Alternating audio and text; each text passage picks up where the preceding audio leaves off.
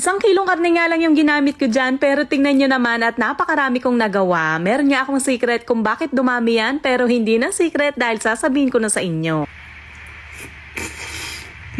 Kailangan muna natin dito ng 1 kilong karne ng baboy. Kailangan dito yung may taba-taba siya para maging juicy. Hiniwa ko lang to sa maliliit dahil papadaanin ko to sa food processor para magiling. Pagkagiling nyo nga yan, eto na nga yung secret ko. Naglalagay ako dito ng kalahating kilo ng hotdog. Syempre mas mura yung hotdog kesa sa karne ng baboy, kaya malaki talaga yung matitipid nyo dito. Isasabi ko na din sa pagiling itong celery, carrots, bawang at sibuyas. Sa isang bowl nga, ilagay na natin itong 1 kilong giniling na karne ng baboy at mga gulay na merong hotdog. Naglagay nga ako dito ng sugar, sesame oil, oyster sauce, pepper, flour, at egg. At kailangan ganito lang yung texture niya. Hindi siya basa para hindi din mababasa yung nourish. Maglalagay nga ako ng 2 kutsara nitong palaman at i-flat nyo lang to hanggang sa gitna nitong nourish. Lagyan din natin to ng crab stick at ikut-ikutin lang natin to. Tapos isasara naman natin to gamit lang ang tubig. Ito na pala lahat ng nagawa ko at i-freezer naman natin to ng 1 oras para lang tumigas ng konti at hindi tayo mahirapang maghiwa. Ito naman na siya after kong patigasin ng 1 oras sa freezer. Kita nyo naman hindi siya nagkadikit-dikit dahil sa nilagay nating plastic labo at mabilis din siyang kunin. At habang matigas pa nga to, hiwain na natin para maganda yung pagkakahiwa. Ayan, pantay na pantay siya. Napakabilis nga lang nitong maluto, 20 minutes lang luto na yan.